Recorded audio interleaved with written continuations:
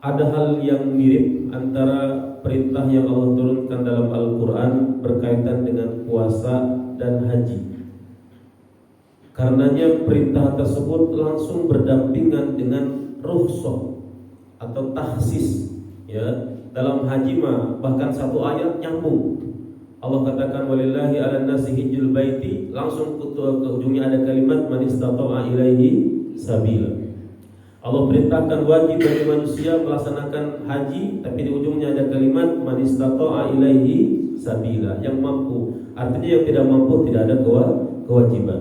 Al-Baqarah 183 itu kutiba alaikumusiyam, perintah mutlak. Tapi 184, 185 langsung ada keringanan daripada Allah Subhanahu wa taala. Sesungguhnya ini mungkin bagian daripada kalimat yang Allah tuangkan dalam Al-Quran surat Al-Baqarah di terakhir itu, la yukallifullahu nafsan illa wus'aha. Walaupun sebetulnya ayat itu memang bukan berkaitan dengan ini ya. Ayat itu kan berkaitan dengan ayat sebelumnya ketika Allah turunkan lillahi ma fis samawati wa ma fil ardh wa in tubdu ma fi anfusikum aw tukhfu yuhasibkum bihillah. Yang paling dekat kan dengan kaitannya dengan ayat tersebut kan. Ketika Allah turunkan bahwa Allah akan menghisab baik yang sudah nampak maupun yang ada di hati, maka para sahabat protes kan, ya Allah, ya Rasulullah, kalau yang sudah kita lakukan, sudah kita tampakkan jelas dihisab, oke. Tapi yang masih di sudur, ya, yang masih tersembunyi di hati sudah dihisab, kami nggak mampu. Maka muncullah kalimat la yukallifullahu nafsan illa wus'aha. Tapi dalam kajian lain pun diantaranya fikih, maka sama ada keringanan daripada Allah Subhanahu wa taala. Maka kalau diambil judul, ya saya beri judul golongan umat Islam di bulan suci Ramadan berkaitan dengan ibadah puasa. Yang pertama, kalimatnya dalam kitab fikih yang saya bawa, kitab fikih sunnah, disebutnya adalah kelompok pertama adalah kelompok orang-orang yang Allah katakan kutiba alaikumusiyam, diwajibkan atas kalian berpuasa. Titik.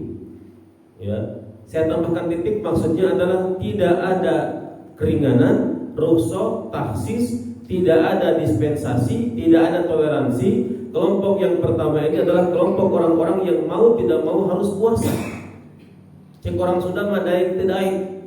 Sampai kadang ada istilah wajibul kudu. Geus wajib pakai kudu. Ya, tidak ada keringanan. Dan kelompok yang pertama ini kelompok yang diancam oleh Nabi. Diancam kalau dia membatalkan puasa sehari saja, tidak puasa sehari saja, sabda Nabi, lam yakbihi siyamud dahri wa in shamahu kullu. Ya, tidak akan bisa diganti dengan setahun puasa, walaupun yang bersangkutan benar-benar setahun puasa. Siapa mereka? Ini kelompok yang kutiba alaikumusiyam. Mereka adalah orang Islam yang sudah balik, yang akalnya sehat, yang badannya sehat, yang mukim, muslimah, tidak sedang haid, tidak sedang nifas. Maka ini mutlak harus puasa. Teu bisa alasan Pak Ustaz teu puasa kunaon, lemah iman Pak Ustaz, teu bisa. Iman tek lemah teu lemah bukan mah kudu puasa. Karena ini mutlak, makanya kelompok yang pertama ini diancam oleh Allah, diancam oleh Nabi. Kalau sengaja tidak puasa terkena label kafir. Bukan hanya orang tidak sholat sengaja kafir. Hadis lain pun Nabi mengatakan, kata Nabi, inna ural Islam wa qawaiduhu salasa. Fondasi Islam itu adalah 3, syahadat, sholat, zakat, syahadat, sholat, puasa, kata Nabi.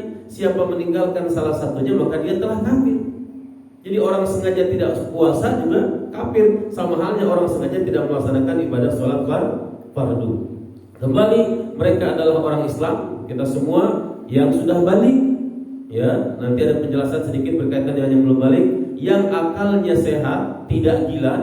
Maka dalam bab fikih juga orang-orang yang al-ikma jami'an nahar, orang-orang yang pingsan tapi pingsannya itu jami'an nahar, pingsannya itu sepanjang siang, lila pingsana, itu dikategorikan orang yang akal, maka batal puasanya. Jadi orang yang akalnya sehat, punten tidak gila, orang yang badannya sehat, tidak sakit, orang yang mukim. Ini harus dipopulerkan bahasa mukim nih. Kalau musafir insya Allah jamaah paham ya. Musafir itu orang yang bepergian kayak itu kadia idit-iditan. Mukim berarti sebaliknya, orang yang cicing di imah ke mana-mana. Andai kan dia berangkat pun mungkin berangkat jarak dekat hanya untuk bekerja dan lain sebagainya. Perempuan tidak haid, tidak nifas. Maka ini mutlak kelompok orang-orang yang Allah katakan kutiba alaikumus siyam. Mau tidak mau, suka tidak suka, daek tidak daek, ikhlas tidak ikhlas, kudu puasa. Ya, tinggal nanti kan ada kelanjutannya yang dikatakan Imam Ghazali tingkatan puasa, ada istilah awam, khusus, dan ada istilah khususil. Nah, tadi dikatakan balik bagaimana anak-anak. Nah, dalam kitab ini dikatakan ya, siyamus shabi wa in kana siyam ghairu wajib alaihi illa annahu yanbaghi liwaliyin amrahu bi an ya'murahu bi liya'tadahu minas sighar.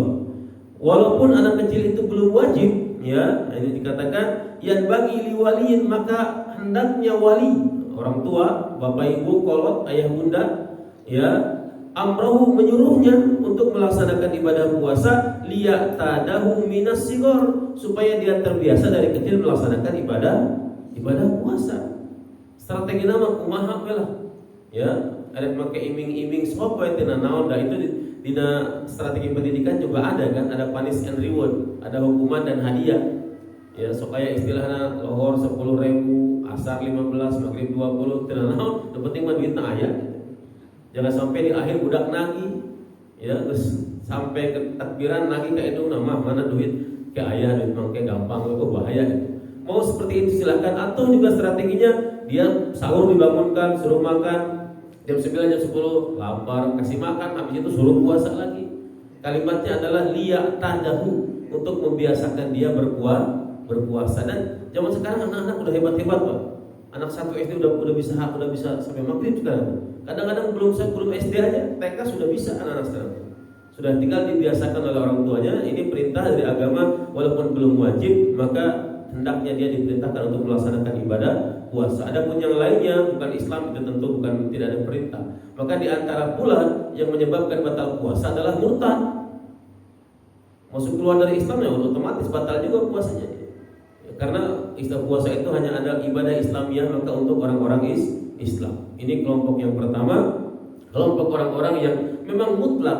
Kenapa agama sampai keras? Kenapa agama sampai tegas? Dikatakan dia kafir, dikatakan kalaupun dia betul-betul mengganti dengan setahun puasa dan betul dia laksanakan, makanya ada kalimat wa in shaumahu kullu. Jadi orang ini istilahnya sadar, eling, ya, terus dia ingin bertobat, ya Allah, kemarin saya tidak puasa sengaja sehari, terus dia bertobat dan betul dia tempuh setahun puasa, kata Nabi tidak bisa. Kenapa? Karena kondisinya semuanya memungkinkan dia untuk puasa. Geus Islam, geus balik, akal nasihat, badan nasihat, ke mana-mana. Alasan apa yang membuat dia tidak puasa? Maka kalaupun ada, ya itulah orang-orang yang menentang. Walaupun saya sebel juga, Pak, kesel juga. Hari pertama, ya, lagi naik motor, Allahu Akbar, lewat warung geus aya dahan, hareupeun warung kakar ke jam 8 sugi-sugi. Ya, pakai helm 2 nongkrong jang keur naon maneh teh ya. Lain budak leutik lah. Bukan anak SD SMP, bukan. Hari pertama kan masih libur sekolah, ya. Anak-anak yang sudah cukup dewasa, Allahu Akbar. Dan itu orang Islam, pasti orang Islam, enggak mungkin orang Muslim. Ini yang sangat disayangkan kadang-kadang begitu. Jadi ini kelompok yang pertama, kelompok orang-orang yang memang mutlak harus puasa tanpa terkecuali. Kalaupun dia sengaja tidak puasa, maka akibatnya buat dia besar, tercap kafir, dan sebetulnya tidak bisa dikodok. Kalaupun dia betul mengkodok, sebetulnya dalam konteks itu bertaubat saja sebetulnya. Ya, maka ini kelompok yang pertama, dan insya Allah kita ada di sini. Ya, maka terus bertahan sampai nanti akhir daripada bulan suci Ramadan.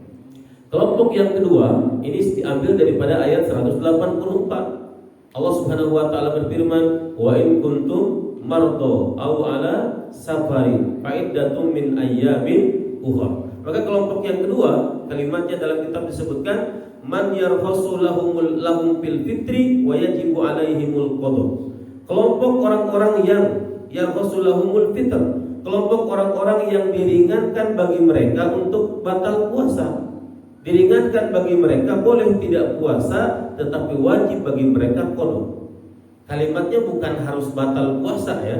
Diringankan boleh dia batal puasa. Diringankan boleh dia tidak puasa, tapi wajib qada. Nah, ini sisi logisnya agama. Karena puasa ini kan lumayan. Dari mulai jam setengah 5 lewat 10 sampai jam 6:10, 13 jam lebih. Ini standar pertengahan puasa. Karena ada yang paling cepat itu kurang lebih sekitar 11 jam setengah, yang paling lama itu 18 jam. Kita di pertengahan lah, 13 jaman. Dan ini puasa yang amat sangat luar biasa, menguras fisik dan tenaga tentunya. maka agama memberikan keringanan. Allah Maha tahu dengan kondisi hambanya, maka Allah turunkan ayat langsung di 184, kata Allah, jika kalian dalam keadaan sakit atau kalian dalam keadaan di perjalanan, maka boleh diringankan oleh Allah, kalian tidak puasa tapi wajib qada. Jemaah sekalian, saya pernah ngobrol dengan, mungkin ada yang kenal di antara jemaah, Dr. Umar yang praktik di Auri, orang Makassar. Dia buka praktik di Lumbung, arah mau ke Bantar Kambing. Saya dalam satu waktu habis Jumatan ngobrol di depan rumah sakit Auri. Dia orang Makassar, ngomongnya ustaz, kan ustaz ya. Ustaz, ngobrol dulu sebentar, boleh dokter? Dia mengilustrasikan rukhsah, Pak, keringanan. Kata dia gini, Ustaz, kalau Ustaz punya niat pengen ngasih saya duit, oh ya dok, gimana? Jadi Ustaz tuh nyari-nyari saya, Ustaz pengen ngasih duit ke saya. Pas ketemu, Ustaz ngasih duit ke saya, cuman saya tolak. Ustaz marah nggak? Ya nggak marah. Kecewa nggak? Ya pasti ada. Nah, dia mengilustrasikan begitu juga Allah, kata. Jadi maksudnya dok, kalau Allah kasih keringanan, ini kan keringanan rukhsah ya. Jadi kalau kita musafir sakit, udah batalin aja puasa. Saya bilang, Allah nggak gitu dong, pikiran saya Allah nggak begitu. Allah berikan keringanan, boleh kita tidak puasa, boleh batal puasa bagi orang sakit musafir, tapi ya bukan berarti wajib harus diambil. Ya artinya diberikan keringanan oleh Allah, pilihan. Mau tetap puasa silahkan, mau batal puasa silahkan. Cuman keringanan ini kalau diambil batal puasa, maka resikonya wajib qada. Karena di ujung pun ada kalimat wa antasumu khairul lakum. Kalaupun kalian tetap bisa puasa juga baik buat kalian. Jadi ini pilihan, ya. Saya kira itu ilustrasi manusia saja itu kan. Jadi Allah kasih keringanan, ambil dong, kalau tidak Allah kecewa. Insya Allah Allah nggak begitu. Allah tuh kecewa kalau kita tidak puasa. Allah tuh kecewa kalau kita tidak sholat. Keringanan itu mau diambil silakan, mau tidak ada masalah. Nah, siapa orang sakit, jemaah sekalian, sakit dalam kitab itu disebutkan al-marid alladhi yurja bur'uhu. Sakit yang yurja, ada harapan atau diharapkan sembuh. Ada pula ulama yang memberikan syarat, sakit yang membolehkan tidak puasa itu adalah sakit kalau satu, sakitnya itu bisa sakitnya apa? Kalau dengan puasa bisa memperparah sakitnya, atau dengan puasa bisa menghambat kesembuhannya, maka sebaiknya batal puasa kalau begitu. Dan dibolehkan batal puasa kalau begitu. Ya, jadi dia dengan puasanya itu dimungkinkan memperparah sakitnya atau menghambat kesembuhannya. Jadi baru diringankan boleh. Karena tidak semua sakit juga harus kita batal puasa. Ya, contoh apa? Cantengan, tidak suku, tidak jempol, sakit-sakit. Nah, padahal cantengannya perlu batal puasa. Ya. Ini cantengan di kakinya kan ya istilahnya ya nyut ya istilahnya kan cantengan saja masa harus batal puasa. Jadi tidak semua, tapi kalaupun memang kalau dalam kitab tafsir ini, dalam kitab fikih ini disebutkan, jemaah sekalian, dalam kitab Al-Mughni dikatakan, ya sebagian ahli salaf mengatakan annahu abahal fitr bi kulli marad. Ada yang berpendapat memang dibolehkan batal puasa dengan segala macam penyakit. Disebutkan di sini hatta min waj'il atras, sampai sakit gigi. Kalaupun memang tidak kuat mau batal puasa ya silahkan. Hanya memang resikonya wajib qada. Nah, bagaimana kalau ada kondisi orang sakit, misalkan sakit gigi atau mungkin kelayangan atau mungkin lemas, tapi dia tetap bertahan puasa. Nah, disebutkan, saya bacakan kalimatnya. Wa idza shamal marid, dan apabila puasa orang sakit, wa tahammalal masyaqqah. Orang sakit dia puasa, otomatis tahammalal masyaqqah. Dia bertahan atau mempertahankan dirinya menghadapi penderitaan pastinya. Jadi untuk liur, puyeng, leles, dia bertahan, ya. Sahha saumahu, sah puasanya, illa annahu yukrahu dzalika. Ya, hanya baginya makruh. Maka segala sebab yang bisa membuat puasa kita itu kuat tempuh. Di antaranya apa? Sahur. Makanya sahur itu sunnah. Sunnah lagi apa, Pak?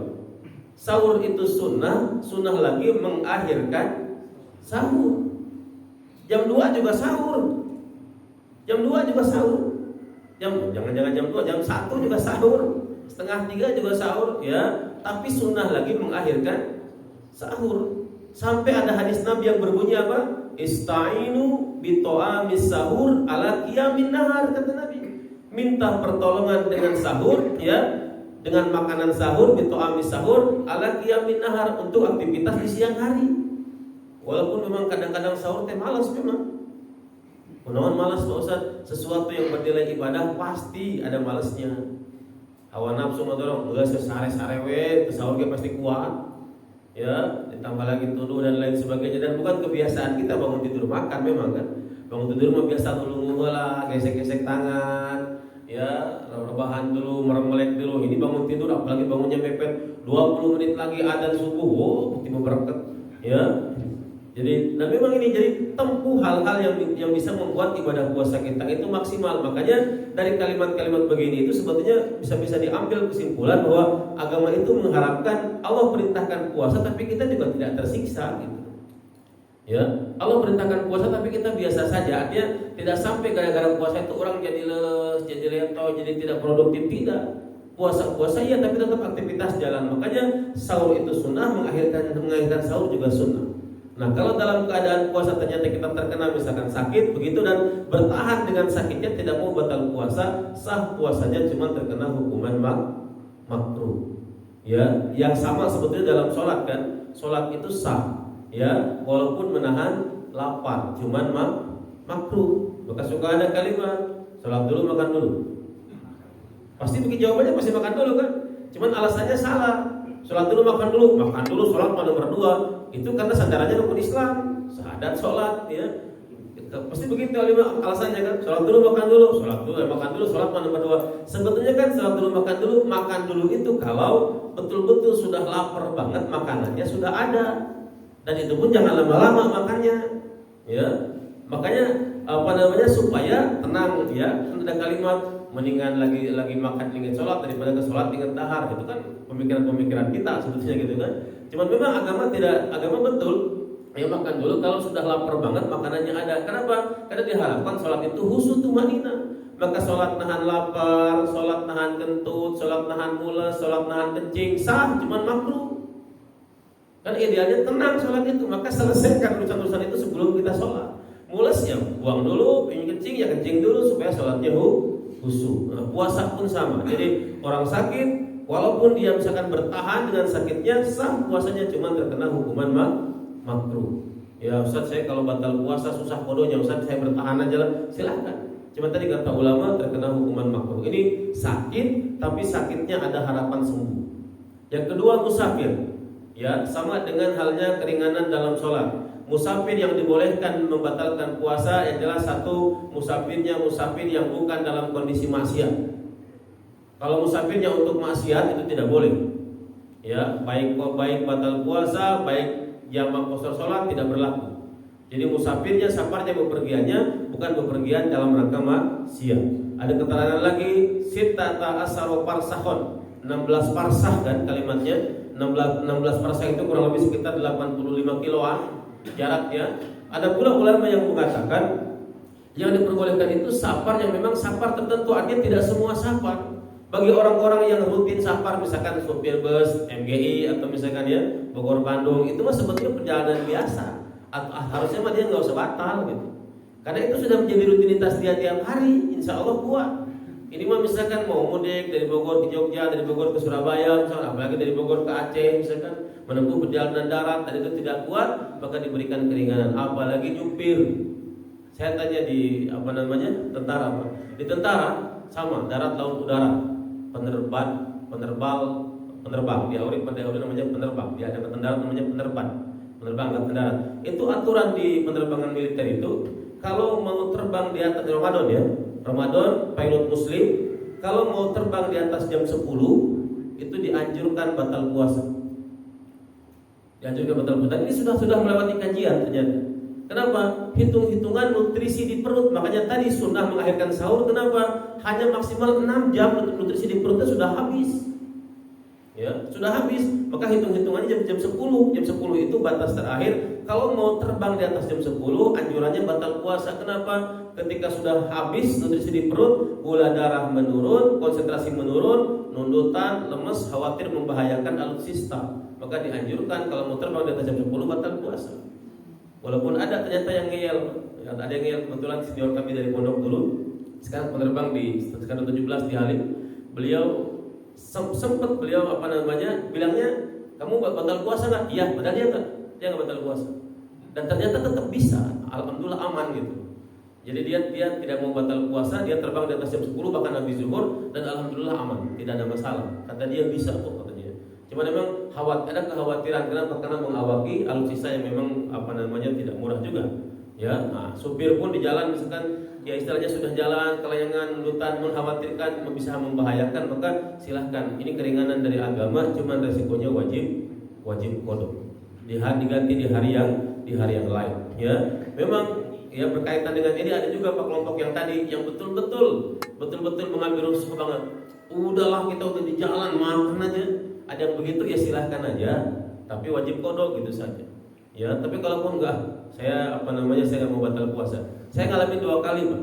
Saya ngalamin 2 kali qadarullah itu dia memang alami. Saya berangkat dari Ponorogo nyupir sendiri, tidak ada ganti. Ya, Ramadan berangkat dari Ponorogo jam 5:30 pagi sampai Bandung. Itu justru kalau saya bandingkan dengan tidak puasa, enakan lagi puasa malah nyupir. Konsentrasi penuh, tidak banyak gangguan. Berarti cuma sekali doang sholat zuhur asar di jamaah. Coba nggak puasa, belok dahar, lila nempina. Tapi lagi puasa itu, bahkan ketika itu saya lebih cepat karena belum ada tol ketika itu, belum ada tol Trans Jawa. Tadi Jogja, ya dari Cawang sampai Wates saya lupa itu. Saya naik ke atas, itu ada alternatif. Naik ke atas belok, di atas ternyata di bawahnya apa? Itu lewat ke Nusa Kambangan. Saya bengong di jalan mana saya? Udah jalan aja terus, itu lebih cepat. Tahu lah, ini kok udah Majenang Ciamis Banjar, deket ini. Justru lebih konsentrasi, cuma kan tidak semua orang sama. Artinya, kalaupun memang mau batal puasa silahkan, hanya wajib qada. Ini keringanan daripada agama. Kelompok yang kedua, kelompok orang-orang yang diringankan boleh membatalkan puasa. Boleh tidak puasa tapi wajib qada. Ya, pilihan kembali kepada kita. Yang mudah-mudahan kita sehat, tidak sakit, dan mudah-mudahan kalaupun perjalanan ya tinggal nanti pilihan ya. Pilihan mau mau batal silakan, mau tidak silakan. Kemudian sekarang fasilitas sudah luar biasa. Naik bus Jakarta Malang, naik bus sleeper, sare beres itu. Ya, kereta sleeper kan sekarang udah kayak gitu lumayan ya, apalagi naik pesawat. Ya, tapi tadi masing-masing kita mungkin berbeda, agama memfasilitasi. Kalaupun mau batal puasa silakan. Dan kalaupun batal puasa di jalan, tetap hormati orang yang puasa. Atau mentang-mentang batal puasa di mobil kaca dibuka, lak minum teh botol gitu. Ya jangan begitu banget lah. Tetap dihormati orang karena yang puasa juga pasti banyak. Ya kalaupun mau batal puasa ya sekedarnya sewajarnya, tetap hormati orang yang berpuasa. Ya, hanya resikonya tadi wajib qada. Ini yang kedua. Kelompok yang ketiga, kelompok yang diringankan lagi oleh agama. Kalimatnya wa 'alal ladzina yutiqunahu fidyatun ta'amu miskin. Ini kelompok yang ketiga, kelompok orang-orang yang diringankan lagi oleh agama. Ramadan tidak puasa, tidak apa-apa, tidak qada, tidak apa-apa, hanya bayar fidyah saja. Ringan banget, ringan pisan. Ya, coba berapa takaran fidyah? Takaran fidyah itu kan paling rendah itu mudun wahid. Ya, saya sampai sekarang masih berusaha aja, kalau ada saya bawa ke sini lah. Saya masih berusaha mencari alat itu, Pak. Takaran fidyah dengan takaran fitrah. So'un wahid dengan mudun wahid itu ada alatnya. Itu kalau ada alat itu, Bapak tak kudu meuli 3 liter setengah, 2 kilo setengah itu, Pak. Boleh beas, bawa ke imah, masukkan kana alat eta, masukkan kana kresek, selesai itu. Dan pernah ditakar di Trans 7, Ustaz sejarah ahli sejarah Ustaz Budi Ashari. Ya, di Trans 7 tapi udah lama tidak ada programnya ya. Beliau pernah mentakar, Pak, kurma, gandum, kismis, beras, sagu. Timbangannya berarti beda-beda memang. Karena ada alatnya. Jadi kalau alat ada, lepas perbedaan. Alat itu bawa ke Papua, masukin sagu. Bawa ke orang, masukin beas. Di Mekah berarti masukin antara kurma, gandum dan kismis. Alatnya memang saya teman ada kerja di kedutaan Arab Saudi. Saya bilang cari ente beli, nanti kalau temennya ke sana titipin bawa pulang. Mudun wahid dengan so'un wahid itu ada alatnya. Cuma di kita tidak ada. Maka di kita dikonversikan kalau liter 3 liter setengah, kalau kilo sekarang kilo itu ada yang 2,7, tidak hanya 2,5. Saya dapat WA tadi malam tuh ada ibu-ibu, Ustaz ikut promosi, barangkali ada jamaah yang mau beli beras, ditulisin lagi beras dekat fitrah. 2,7 enggak 2,5 ya. Tapi apakah itu sesuai dengan itu ya, pembuktiannya kalau ada alatnya memang sebetulnya pembuktiannya pas kalau ada alatnya, cuma alatnya kita tidak ada. Jadi yang paling rendah kan mudun wahid, Pak. Mudun wahid itu pernah dihitung kurang lebih sekitar 770 gram. Salin target enggak, senter pun enggak nyampe karena alatnya lebih kecil daripada liter. Cuman mirip gelas alatnya itu. Jadi bawahnya itu lonjong. Kalau liter kan bawahnya itu tajam gitu kan. Itu kurang lebih segitulah. Salin terkurang. Kalau beras liter itu 12 ribuan, berarti itu kan paling-paling 10 ribu. Coba puasa 17 jam diganti 10 ribu. Nah amat. Ya, tapi ini keringanan dari Allah. Kenapa?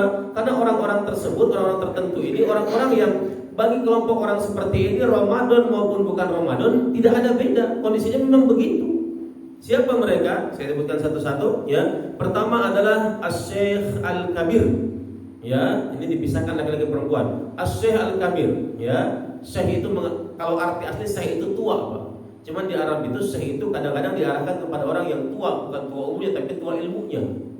Bukan dipanggilnya Syekh, masih muda dipanggil Syekh, berarti dia arahnya adalah tua ilmunya. Tapi yang sudah tua dipanggil Syekh, memang gak sekolot memang itu.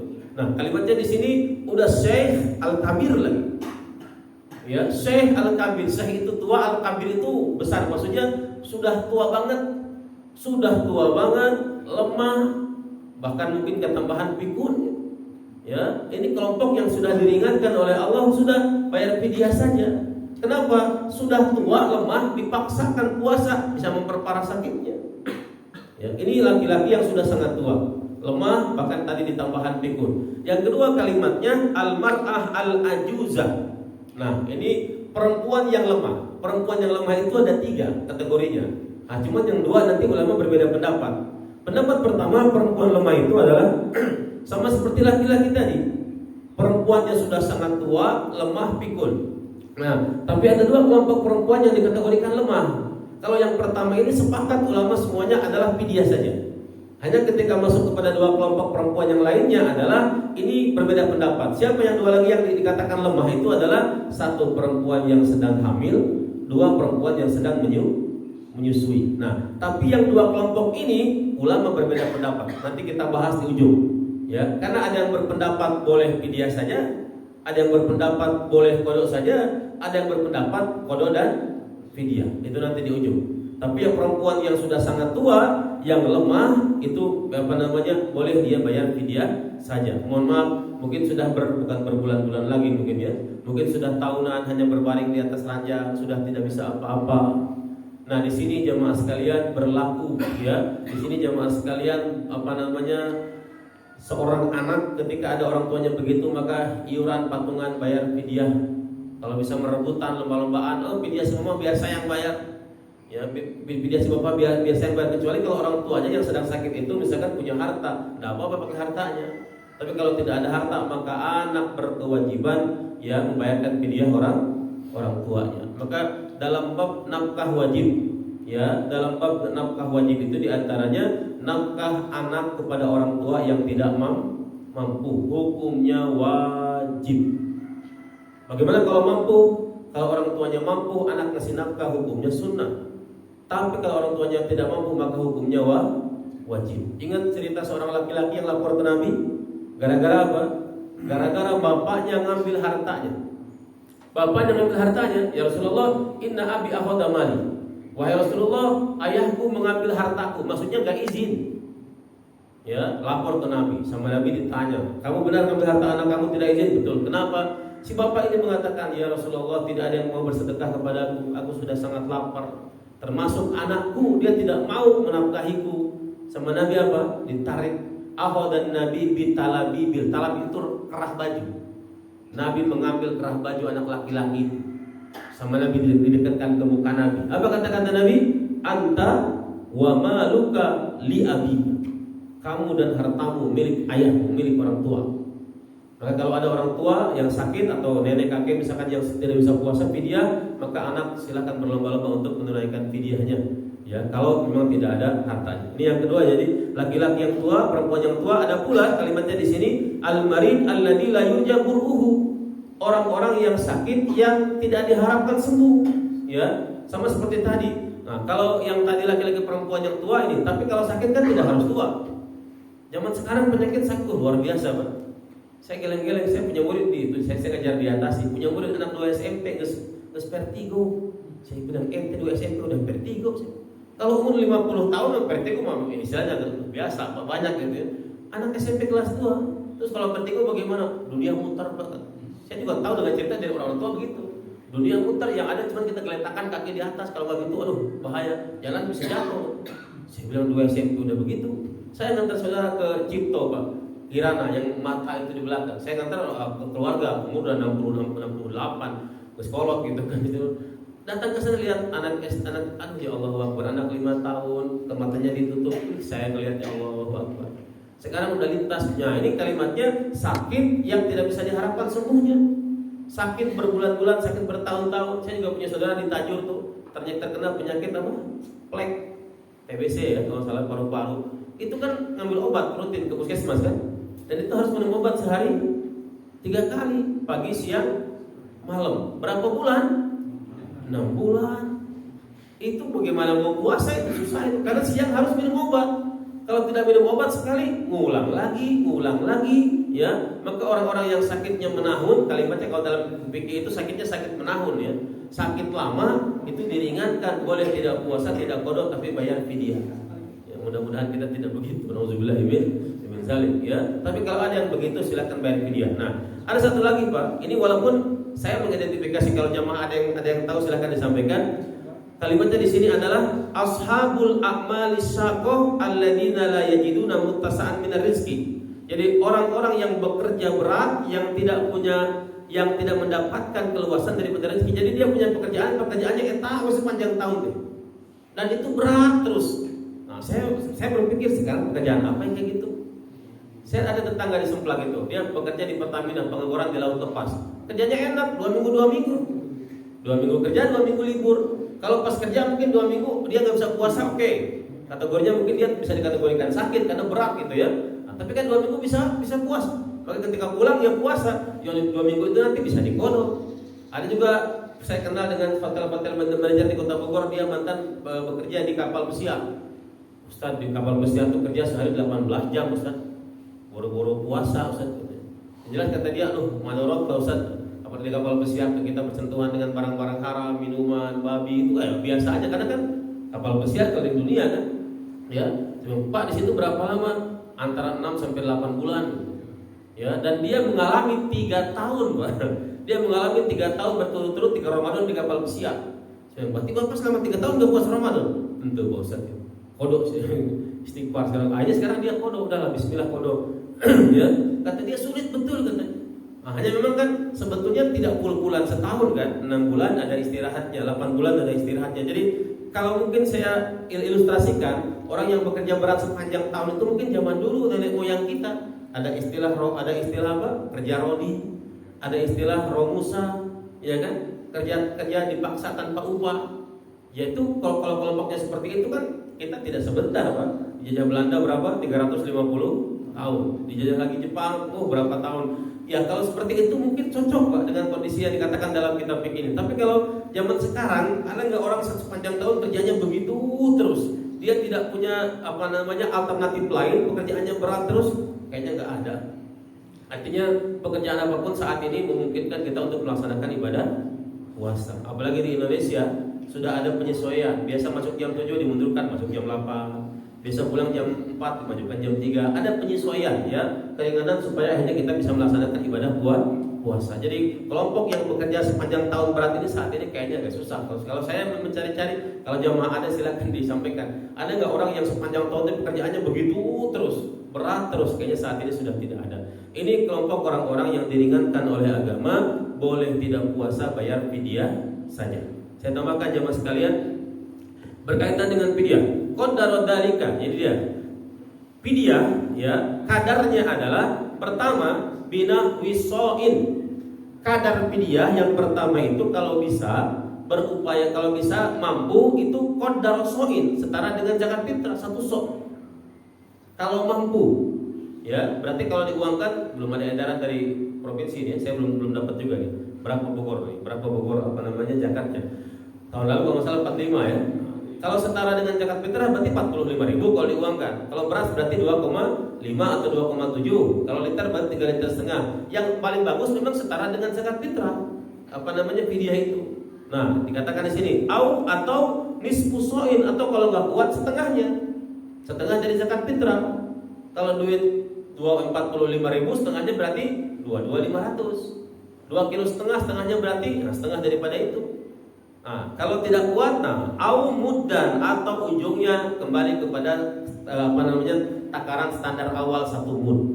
Kalau memang yang 1 sok tidak mampu, setengah sok tidak mampu, maka kembali kepada takaran dasar 1 mud. Tapi saya kalau ditanya orang, ya beberapa kali saya berhadapan dengan orang yang meninggal di bulan Syawal. Saya kalau ada orang meninggal di bulan Syawal, apalagi meninggalnya habis sakit, saya pasti nanya, Mas, kemarin yang meninggal ibunya, kemarin ibu puasa gak? Kayaknya enggak, Ustaz, sebulan kayaknya enggak puasa. Itu kejadian pas meninggal, kalau nggak salah 15 Syawal meninggalnya tuh. Dia lama di rumah sakit PMI dirawat. Setelah meninggal dikubur, saya kumpulkan, ibunya masih ada. Saya bilang pasti, ya bisa mengamalkan fikih. Ibunya belum meninggal, masih hidup. Ibunya masih ada, anaknya 2 laki-laki. Kumpul, saya bilang. Nah, Nin, saya bilang, Nin, almarhum Teteh udah meninggal dan kemungkinan Teteh ini sebulan ini tidak puasa Ramadan. Kata sabda Nabi kan, siapa yang tidak puasa Ramadan, siapa yang meninggal dan dia punya hutang puasa Ramadan, soma'an waliyu, maka boleh dipuasakan oleh walinya atau oleh keturunannya. Maka saya bilang, Nin, Mas berdua, ini Mama katakanlah 30 hari tidak puasa Ramadan. Kalau mau bagi 3, Nin 10 hari, Mas 10 hari, 10 hari. Ibunya sanggup, Ustaz, saya sanggup. Ya, ibu-ibu mah puasa menjago lah gitu kan.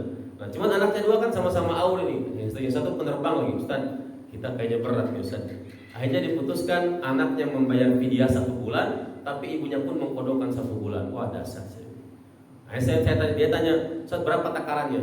Mas, kalau bisa takaran yang paling tinggi aja. Berapa? 45.000. Berapa penerbang temam? Saya bilang 45.000 aja. Emang berapa takarannya standar? Standar paling, tapi yang paling bagus 45.000 dikalikan 30. Baik, Ustaz. Itu bagus. Pokoknya ada yang meninggal habis lebaran itu dicurigai, apalagi sakit, sangat mungkin dia tidak puasa, maka hendaknya bagi dia membayar atau dikodokkan oleh yang masih hidup, oleh ibunya atau orang ayahnya atau oleh anaknya, dan kalau bisa lagi memang ada tambahan fidyah. Dan tadi takaran fidyah itu segitu, ya. Ini kelompok orang-orang yang memang diringankan oleh Allah, hanya bayar fidyah saja. Nah, masuk kepada tadi kelompok ibu hamil menyusui. Jamaah sekalian, kalau saya bacakan ini pendapat Imam Syafi'i. Wa inda Ahmad wa Syafi'i. Menurut pendapat Imam Ahmad bin Hambal, Imam Hambali dan Imam Syafi'i, jadi perempuan hamil menyusui jika tidak puasa pilihannya hanya 2. Ya, ini pendapat Imam Syafi'i dan Imam Hambali. Kata kedua imam ini, kalau perempuan hamil menyusui tidak puasa dan tidak puasanya karena dia khawatir kepada anaknya saja. Ibu hamil khawatir kepada bayi yang digendong. Ibu hamil khawatir kepada janin yang dikandung. Ibu yang menyusui khawatir kepada bayi yang digendong. Jadi yang dia khawatirkan itu anaknya saja. Dia tidak khawatir kepada dirinya.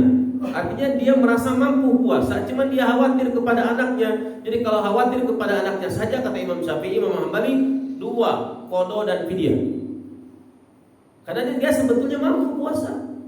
Kecuali kata Imam Syafi'i, kalau yang dia khawatirkan dirinya atau dalam waktu yang bersamaan khawatir kepada diri dan anaknya, maka kodok saja. Jadi kalau pendapat Imam Syafi'i tidak ada fidyah saja ibu hamil menyusui itu.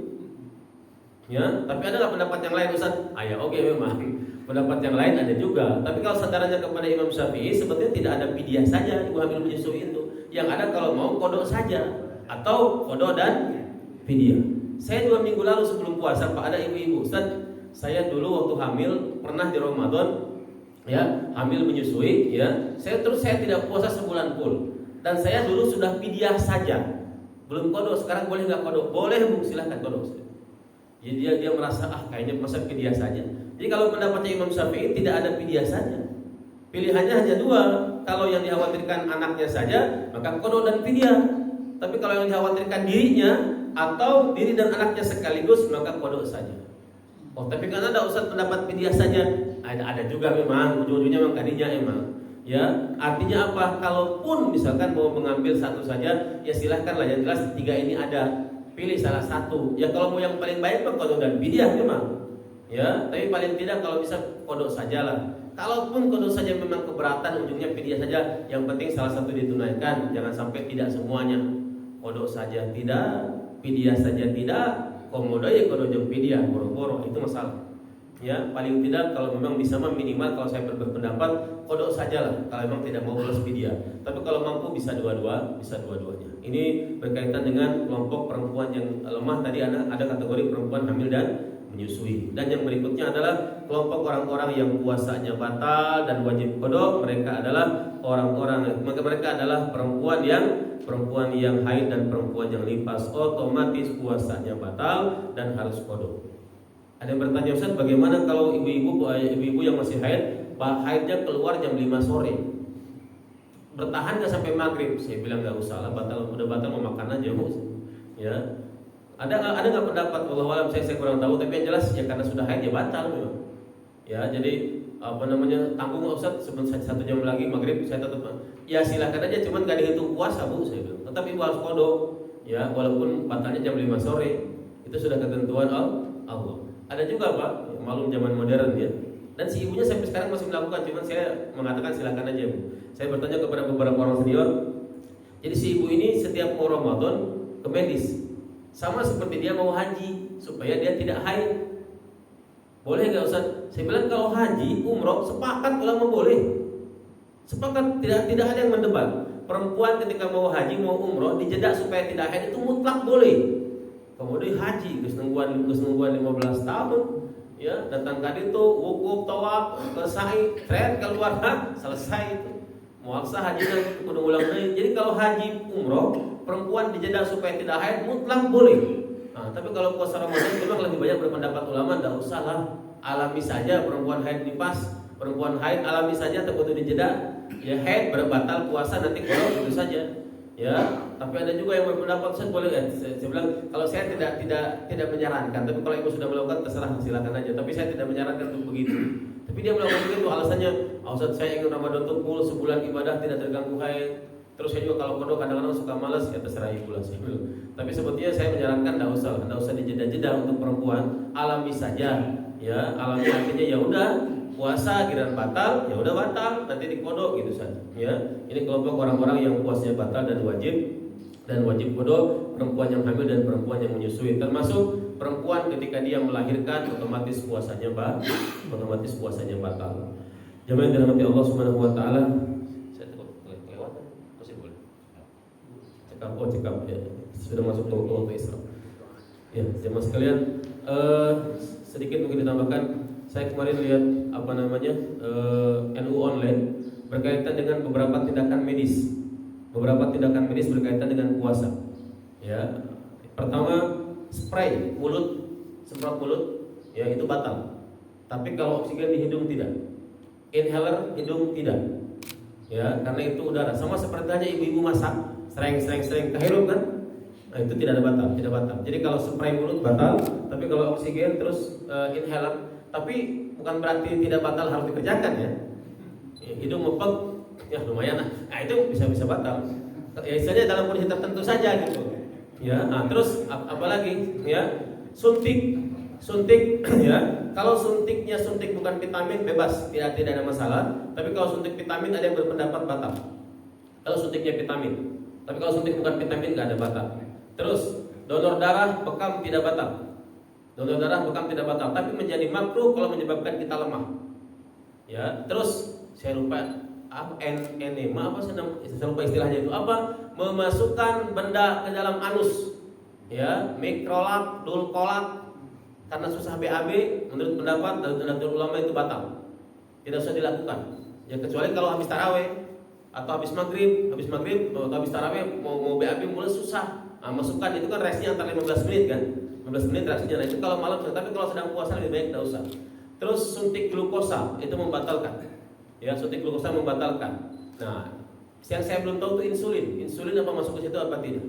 Ya, itu hal-hal yang membatalkan puasa dan tidak ada yang batalkan, ada yang tidak. Itu berkaitan dengan beberapa tindakan medis. Ya, endoskopi tidak batal. Memasukkan alat yang ada kameranya tidak batal puasa. Ya, tidak batal puasa. Termasuk celak tidak batal puasa, tetes mata tidak, tapi tetes telinga, hidung jangan. Ini beberapa tindakan medis berkaitan dengan ibadah puasa. ya, walaupun tidak dilarang, termasuk dalam fikih Pak Punten. Dalam fikih berenang batal puasa enggak? Tidak, secara hukum. Secara hukum, tapi bukan berarti harus dilakukan. Karena riskan. Nanti keluar istilah sambil berenang minum, itu bahaya. Kalaupun bisa ditinggalkan, ya kalau mau berenang habis tarawih berenangnya gitu. Jangan siang-siang, khawatir kejebus klub. Ya, termasuk dalam fikih apa? Wudu ya. Kan dalam wudu itu ada dua. Berkumur itu sunnah lagi apa? Mubalaghah. Apa mubalaghah tuh? Masukkan air ke mulut terus kepala diangkat. Itu mubalaghah sunnah kalau tidak puasa. Kalau puasa mah jangan. Lagi puasa wudu mubalaghah. Masuk. Ya, jangan mubalaghah kalau lagi puasa. Berkumur biasa pun jangan terlalu kuat. Ya. Berkumur biasa aja, bukan kalau mubalaghah mah jangan. Berkumur biasa lagi wudu ya, ketika puasa itu pun jangan terlalu kencang, jangan masuk ke mulut. Wah, itu bahaya. Jadi sekedar saja mengambil sunnah. Kalau berlebihan khawatir ada yang masuk dan itu bisa membatalkan puasa. Terakhir sebelum doa, nelan ludah tahap batal kan? Jawabannya tidak. Syaratnya 3.